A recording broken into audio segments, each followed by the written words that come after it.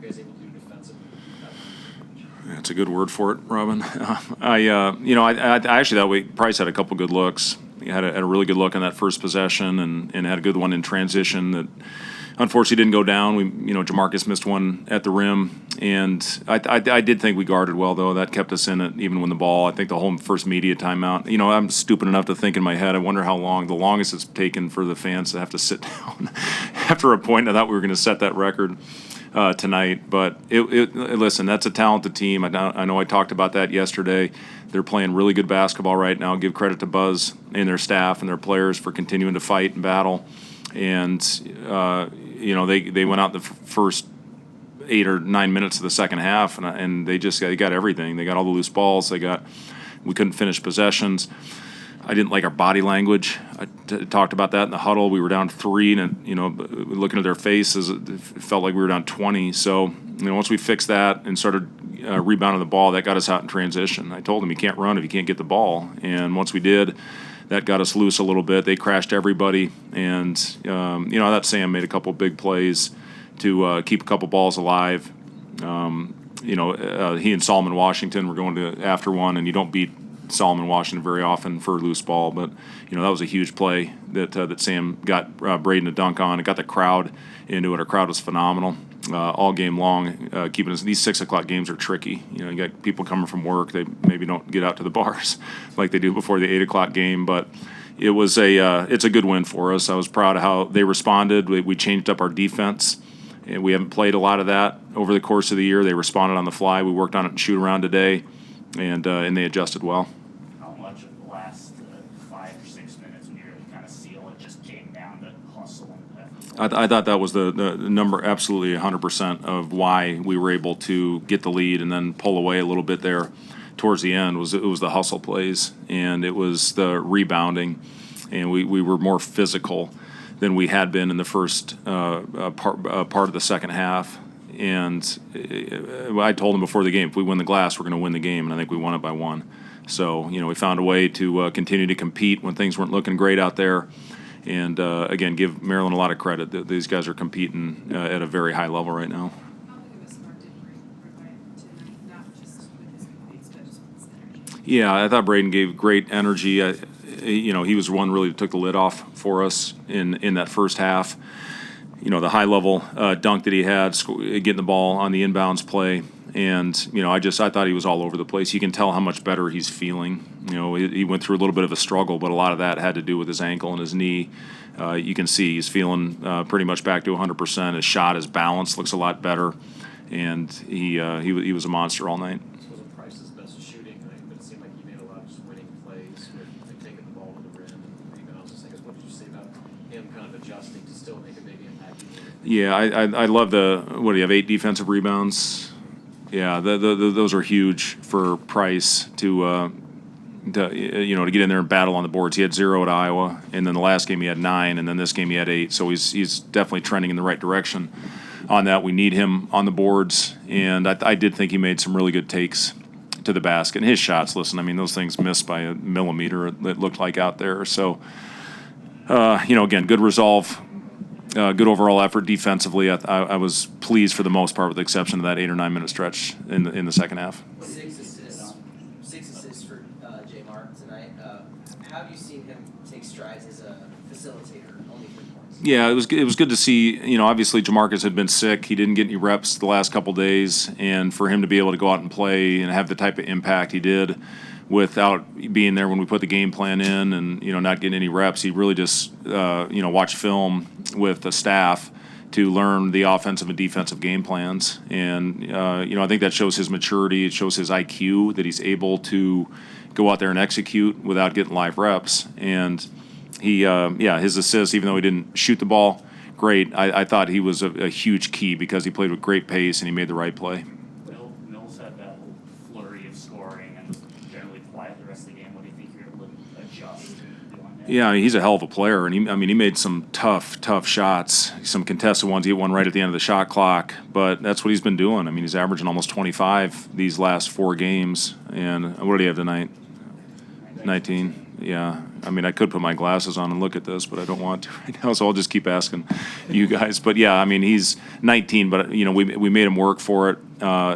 He made us, because of he and Saunders, we had to switch our defense. I mean, we had no chance of stopping those guys.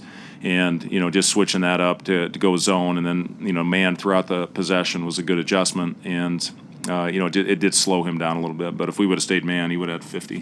What's the importance of this group having this win at all cost mindset when you're about to enter a postseason where it's Yeah, I mean, it's huge. And, again, you're going to face pressures like this as you finish off the regular season and go into the postseason. You know, I talked to him just right now in the locker room about how excited I am to go on this road trip with him. It's a great bonding opportunity for our guys at the end of the year.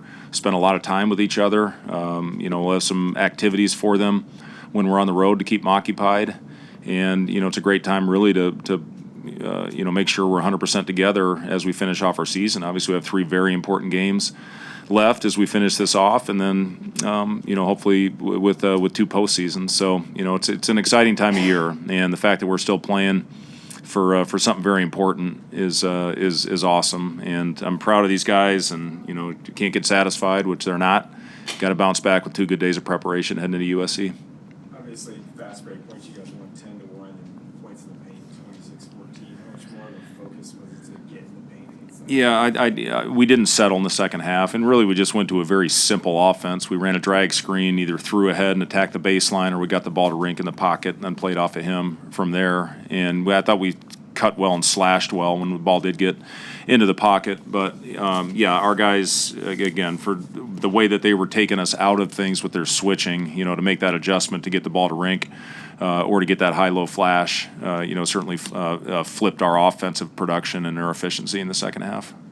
We're talking before USC. Do you have any initial impressions about the trophy? Yeah, really, really talented.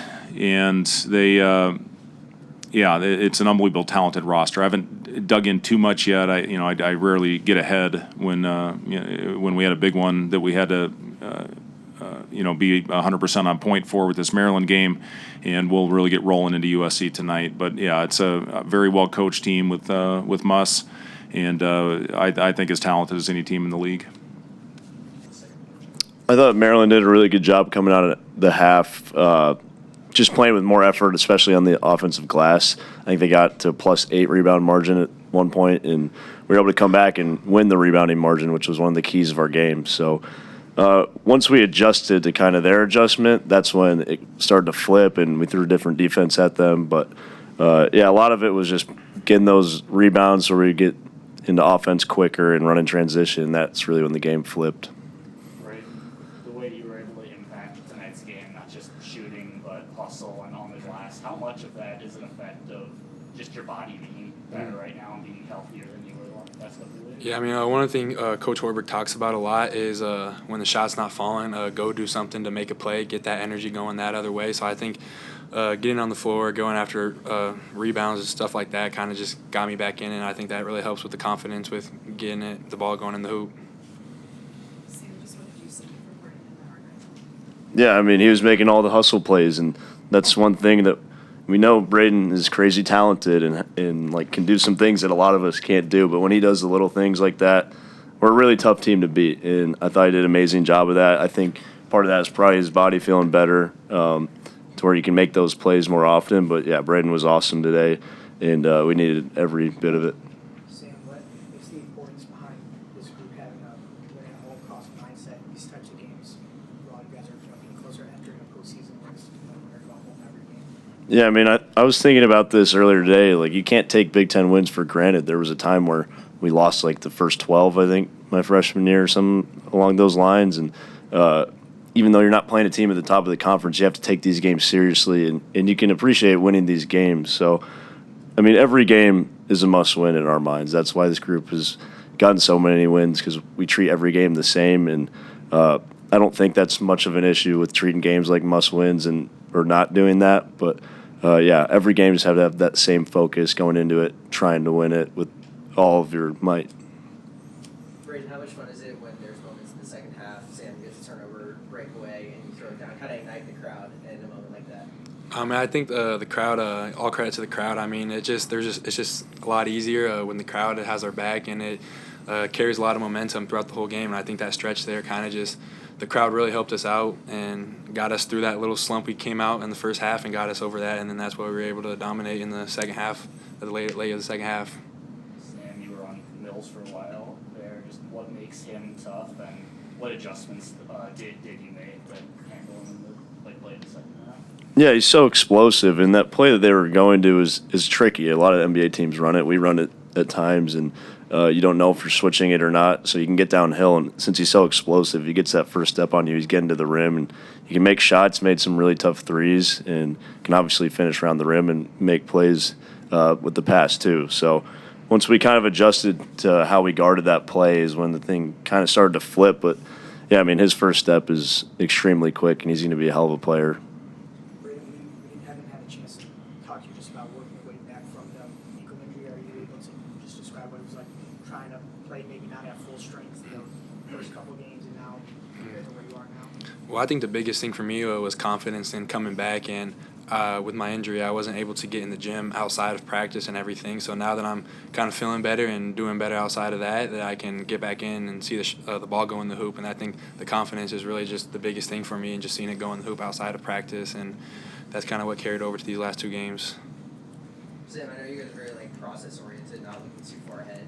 But Buzz just said you guys are sneaky Final Four good in his words. To hear that from an opposing coach you just beat, how validating is it for the work that you are putting in, right now? Yeah, I mean, like you said, we're very process oriented, so we're going to take that with a grain of salt. Obviously, it's good to hear other teams' coaches that think we're a good team, but obviously there's a long way to go, and we're going to keep focusing on trying to get as high up as we can in the league for the regular season, and then let the rest take care of itself. And we've been in the tournament before, and it didn't go well, so we're just focused on getting back to it and then taking it one game at a time. Sam, your dad was saying he's looking forward to going with you guys out to the West Coast. Can it be a useful experience to bond out there before you get to the tournament? Yeah, for sure. I mean, I think our team's really close already, and it's not like we necessarily need the bonding. But, yeah, I do think it's going to be fun to be able to get out there and be with the guys for, I think, 5 days or so. And we haven't really had that yet. So it's going to be really fun. And then we got 2 chances to pick up really good wins and keep adding to our resume. So, yeah, I'm really looking forward to that. And you for sure can have definitely some fun memories from it. Gosh, what are some and it kind of snowballed after that, especially the second half. From your perspective, what happened? The first thing is I think they're really good. And I think offensively they're mesmerizing just because of their ball and body movement. But I think defensively they're just as unique.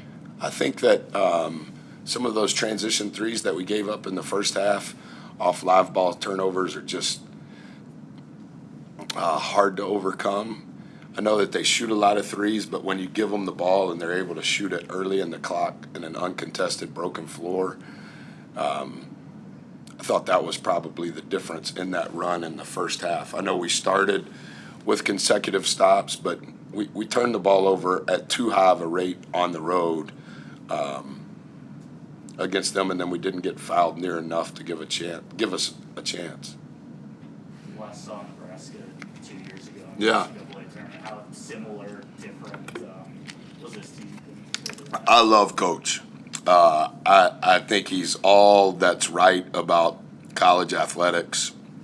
I think he speaks the truth, lives the truth. I think he still cares about people, whether they're young or old.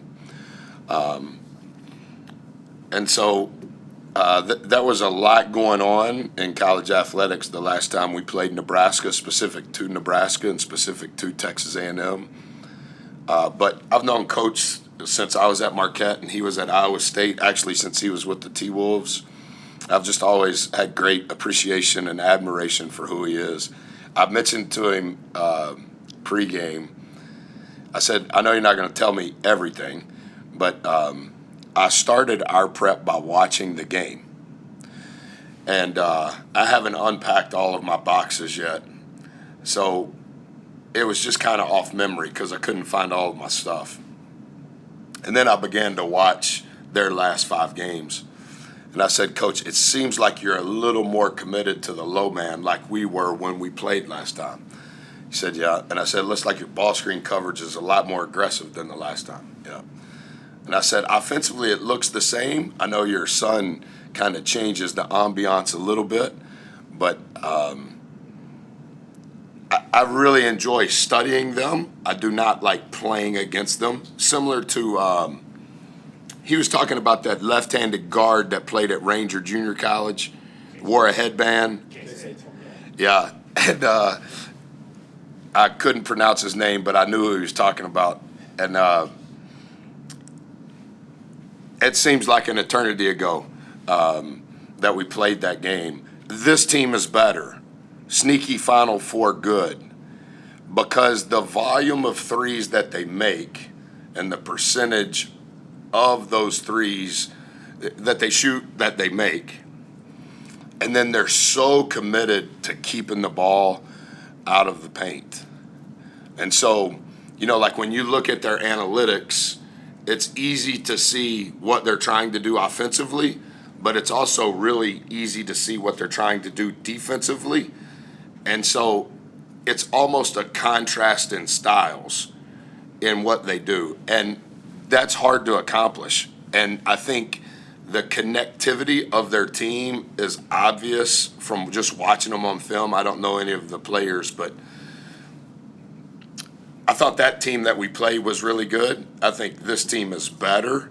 And I think their ability to execute what Coach has changed and adjusted on both sides of the ball is really good.